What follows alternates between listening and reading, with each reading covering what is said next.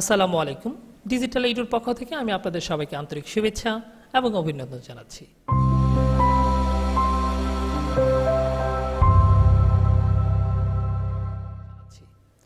আজকে আমরা শিখব কিভাবে ব্যাংক শীট তৈরি করতে হয়। ভিউয়ারদেরকে অনুরোধ করছি আমার ভিডিওটি স্কিপ না করে পুরোপুরি দেখার জন্য।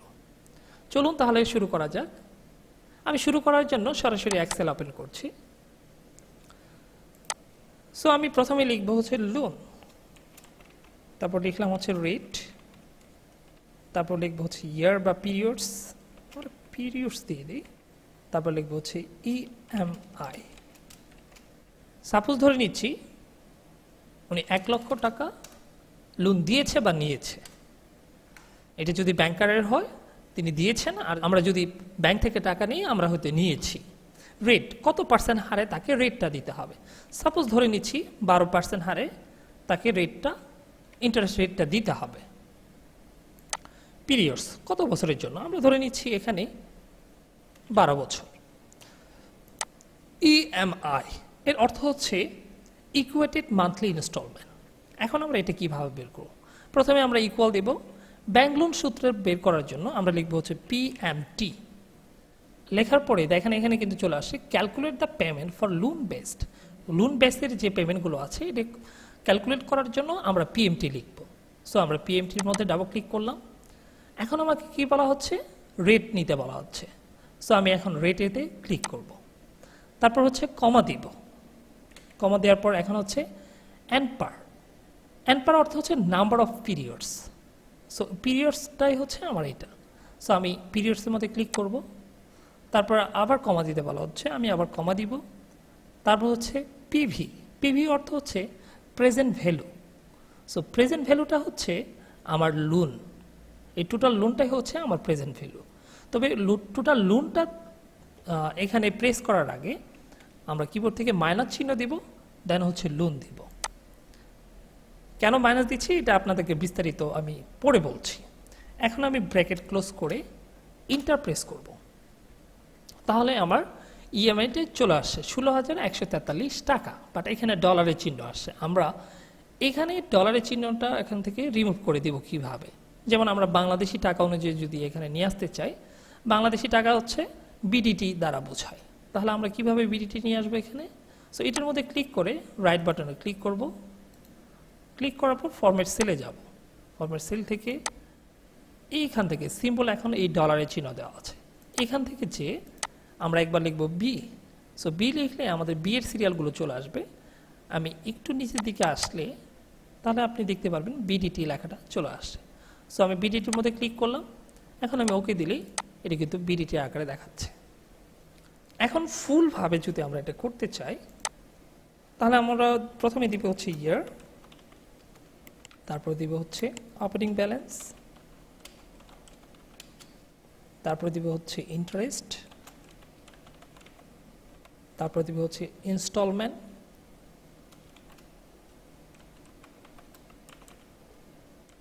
দেন ফাইনাল হচ্ছে closing balance.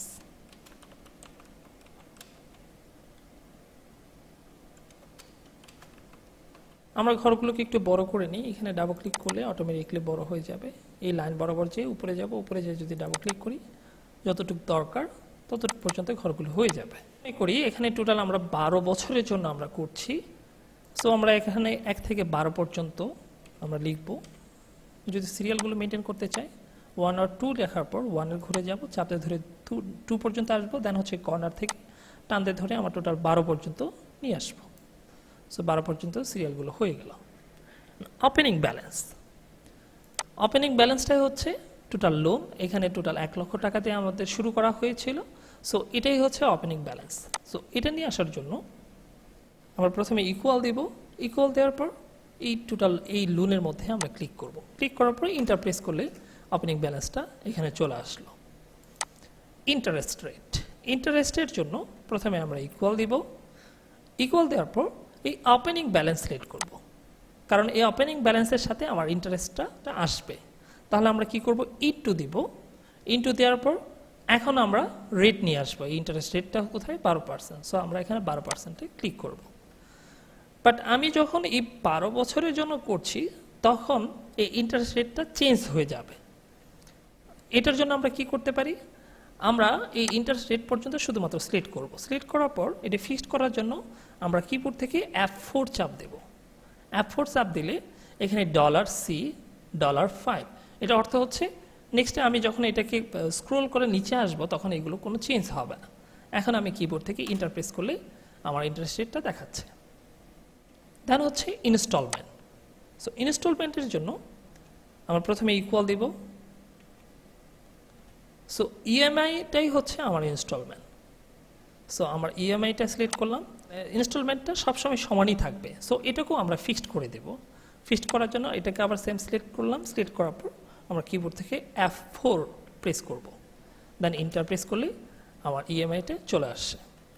And closing balance, closing ব্যালেন্সটা হবে ওপেনিং ব্যালেন্সের সাথে যোগ হবে আমার ইন্টারেস্টটা, তারপরে আমরা ইনস্টলমেন্টটাকে বাদ দিলে আমার ক্লোজিং ব্যালেন্সটা আসবে। প্রথমে আমরা কি করব, ইকুয়াল দেব। ওপেনিং ব্যালেন্স সিলেক্ট করলাম, কারণ এটার সাথে কিন্তু ইন্টারেস্ট রেটটা যোগ হবে, তাহলে আমরা এটার সাথে যোগ করব ইন্টারেস্ট। আর ইনস্টলমেন্ট যেটা দেওয়া হবে তার এটা হবে মাইনাস ইনস্টলমেন্ট।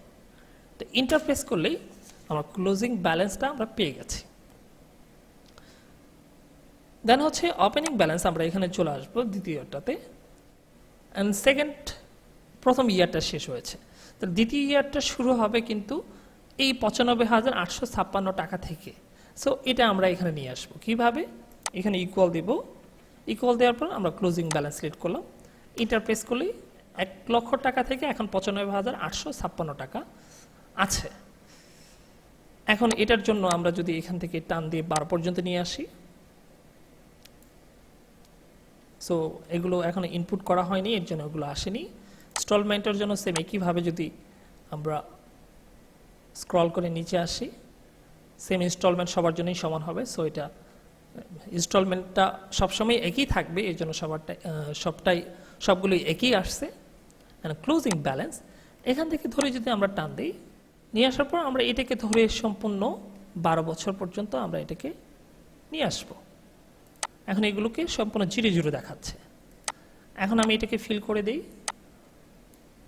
দেন হচ্ছে ইনস্টলমেন্টও আমরা ফিল করে দিব। দেন হচ্ছে ক্লোজিং ব্যালেন্সটাও আমরা এখন ফিল করে যদি দেই, দেখেন সর্বশেষ যখন তার ইয়ার 12 বছর আসে তখন কিন্তু তার বিডিটি 0, দ্যাটস মিন তার সম্পূর্ণ টাকাটা শেষ হয়ে গেছে।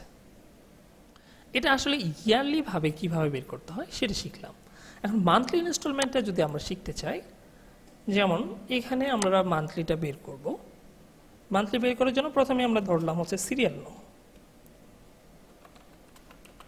তারপর নেম, তারপর হচ্ছে অ্যাকাউন্ট নং থাকতে পারে, এসি নং দিয়ে দিলাম। সো এসি নং এর পরে হচ্ছে টোটাল লোন, তারপর হচ্ছে পিরিয়ডস বা ইয়ার, আমরা ইয়ার দিচ্ছি। তারপর হচ্ছে ইন্টারেস্ট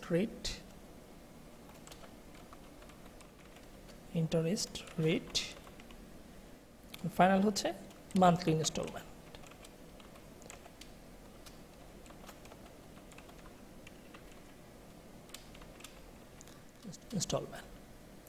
আমরা ঘরগুলোকে একটু বড় করে নিই।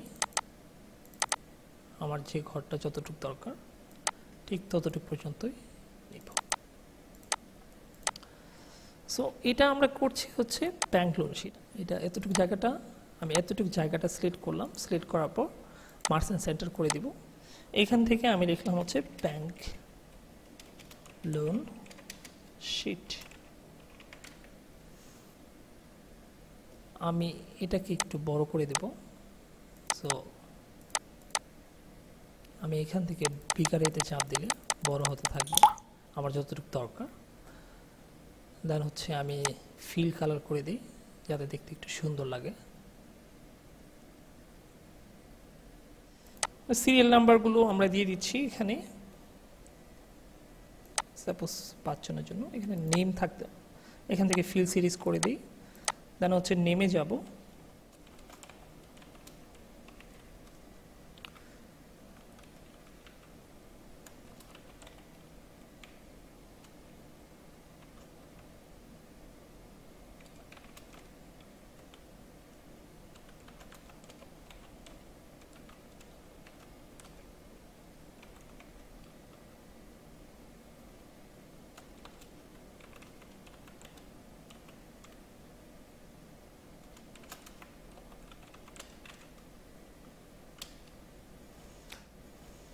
সাপোজ আমরা এই 7 জনের জন্যই করব, 7 জনের নাম লেখা হলো, দেন হচ্ছে অ্যাকাউন্ট নাম্বার, ব্যাংক থেকে দিয়ে থাকে অ্যাকাউন্ট নাম্বারটা আমি ধরে নিচ্ছি, এটুকু আমরা ফিল সিরিজ করে দিতে পারি, এখান থেকে ফিল সিরিজ করে দিলাম। টোটাল লোন, সাপোজ এই মুরাদ ভদ্রলোক সাহেব উনি 5 লক্ষ টাকা লোন নিয়েছেন, ইনি নিয়েছেন 7 লক্ষ টাকা, ইনি নিয়েছেন ধরলাম 3,50,000 টাকা, ইনি নিয়েছেন 2,60,000 টাকা, ইনি ধরলাম 4 লক্ষ, 8 লক্ষ, ইনি প্রায় 12 লক্ষ টাকা নিয়েছেন। কত বছরের জন্য কে কি লোন নিয়েছেন? যেমন মুরাদ সাহেব উনি নিয়েছেন 3 ইয়ার্সের জন্য, ইনি নিয়েছেন 5 ইয়ার্সের জন্য, ইনি নিয়েছেন 6 ইয়ার্সের জন্য, ইনি 8 ইয়ার্সের জন্য, ইনি 3 ইয়ার্সের জন্য, ইনি 10 বছরের জন্য, আর ইনি 12 বছরের জন্য লোনগুলো নিয়েছেন। ইন্টারেস্ট রেট, কত হারে তাকে লোনগুলো পরিশোধ করতে হবে, এটা যখন ব্যাংক লোনগুলো দেয় তখনই কিন্তু ওনারা ফিক্সড করে দেয় যে আপনি এত টাকা নিলে এত মাসে এত বছরের মধ্যে শেষ করতে হবে, এত % হারে আপনাকে সুদ দিতে হবে। সাপোজ আমি ধরে নিচ্ছি ইনি 12% হারে, ইনি হচ্ছেন 10% হারে, ইনি 8% হারে, আমি ধরে নিচ্ছি এগুলো it's not a fixed, bank fixed করবে। 11%,